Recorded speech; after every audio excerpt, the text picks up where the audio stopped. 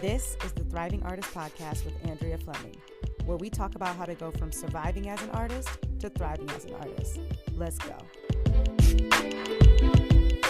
I'm sure you remember the experience of calling yourself a failure. It might have happened recently, it might have happened some time ago.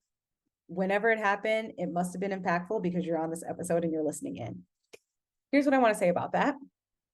That I'm a failure is never true and is always a title of a story about choices that you made. Let me tell you why I know it's not true. Is because when we say I'm a failure, that implies a state of being or a character of being, right? A character of someone, right? I'm a failure. I'm is like the subjective form of being. I don't know how to talk about grammar anymore. I need to go back to school, but you know what I'm saying? Like that talks about the subject, right? The state of being. I am. It's like being.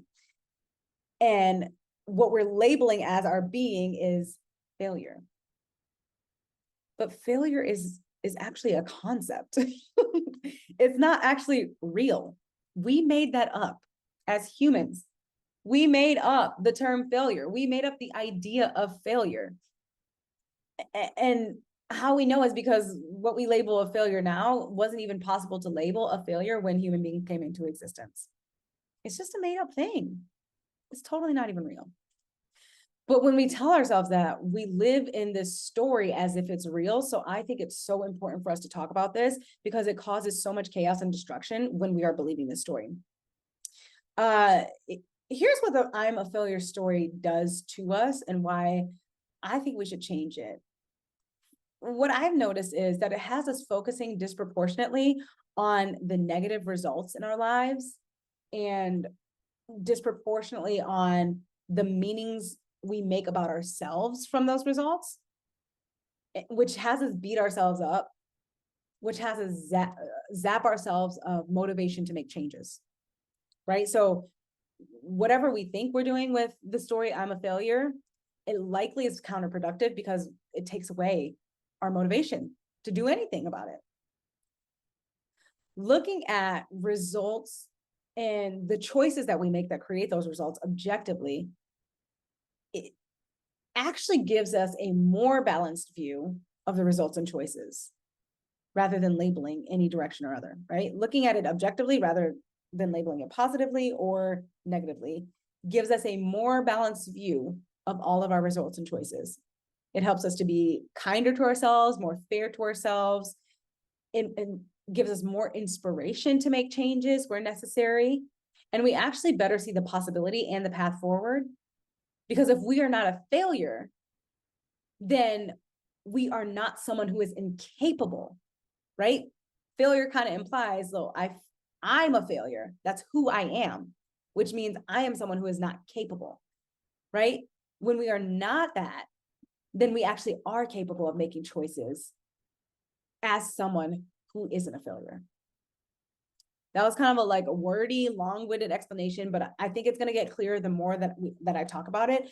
And I'm going to actually share a recent experience that I had to kind of clarify some of this, because I was actually in a funk recently, a couple weeks ago, for a couple of weeks.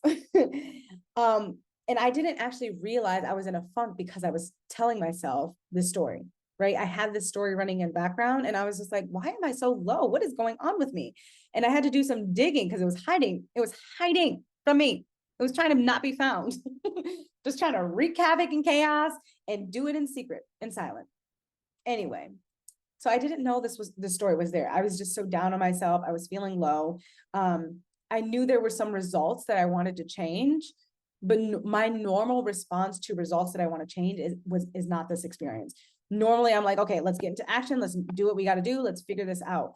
But that was not the response that I had this time. This time I was just so down on myself. I was not motivated. I was not taking action. I had low energy. I was beating myself up for every little thing, everything, even things that weren't even in the topic of the results that I was creating the story around. And I was just like sad. Honestly, I was sad. I was very low. And then I realized in a meditation that what was happening was I was telling myself I'm a failure. I was telling myself I'm a failure because of the results that I had in my life at the time. Now, I think it's so important for me to point out that the results in my life right now are not terrible results, right? There are some results that are not very favorable, and then some results that are actually great. And it doesn't actually matter either way. Because after I found this story, the title of the story, I'm a failure, for the results that I have, and I started reflecting on it, and I started to go through and find out why I was calling myself a failure. What was I calling myself a failure about?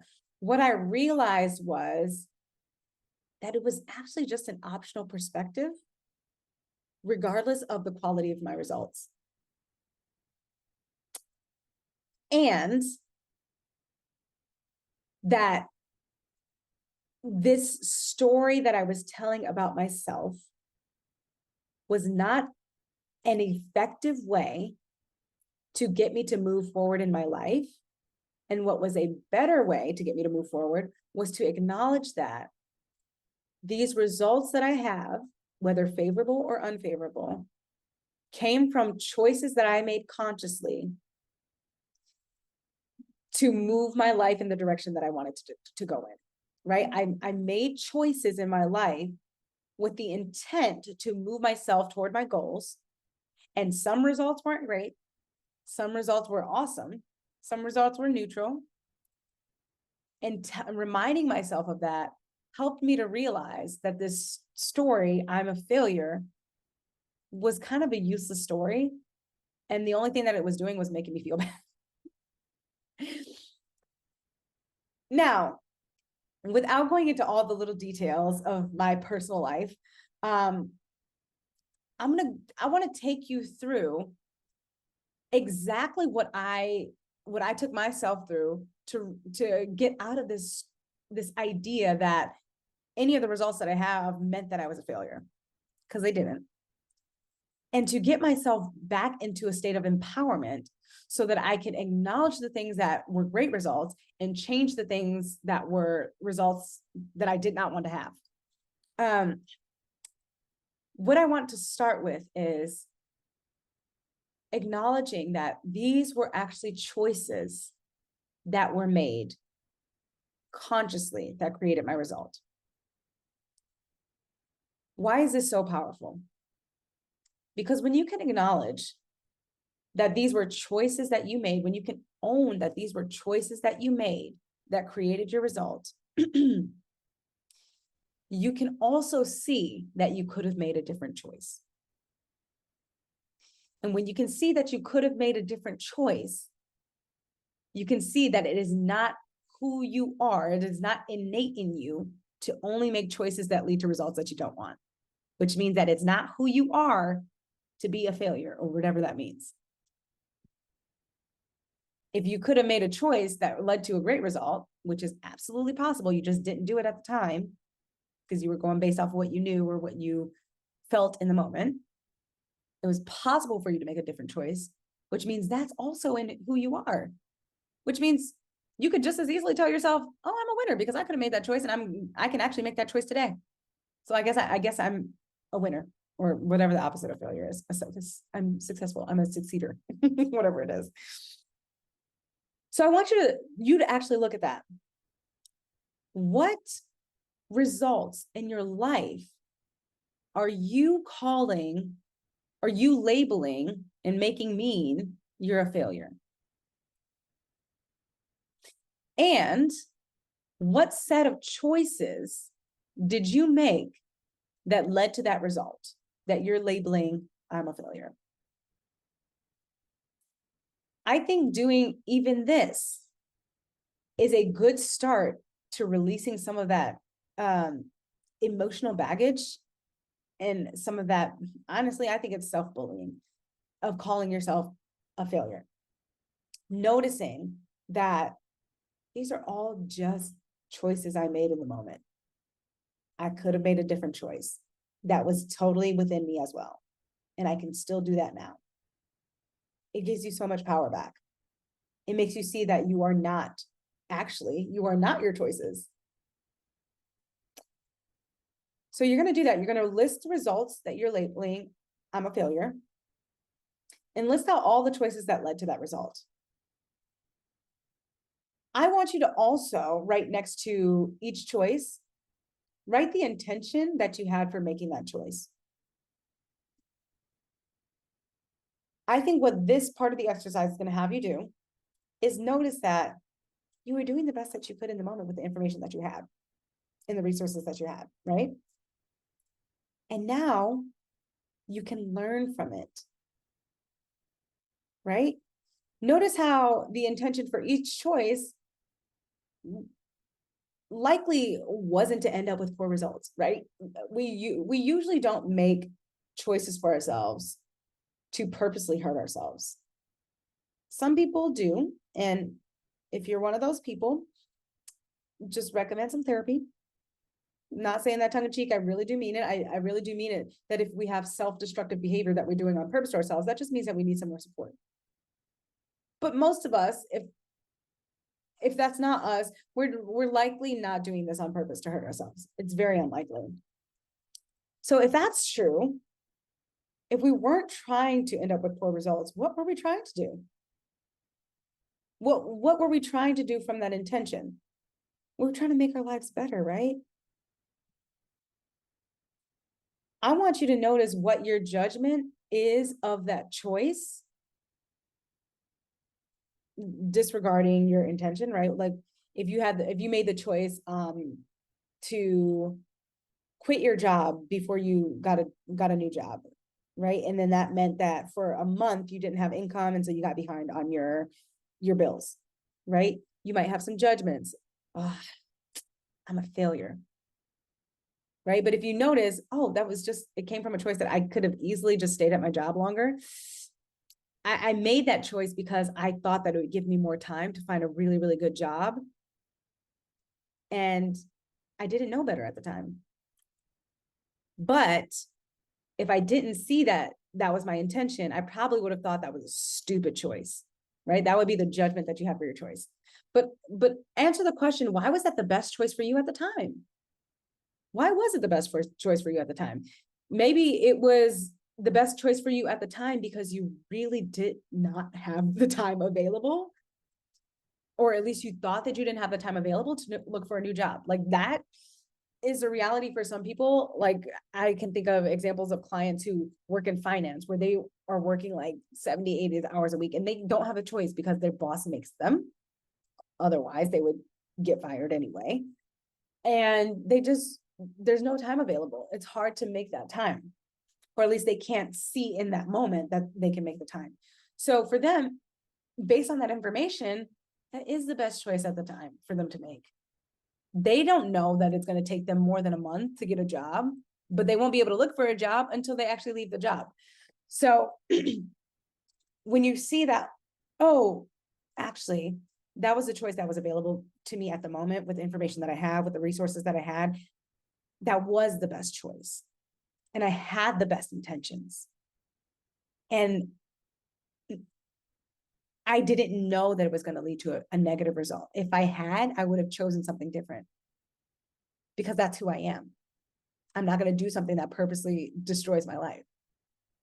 That's who you are, not a failure.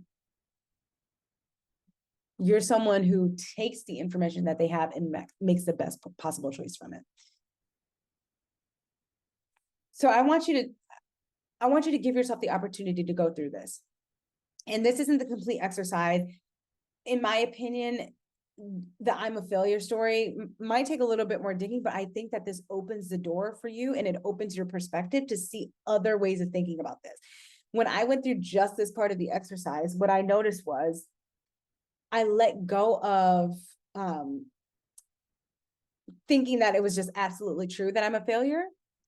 And what I open my mind to see is, oh, maybe I'm not, I could be a failure, but maybe also what's happening here is that I was just doing the best that I could in the moment.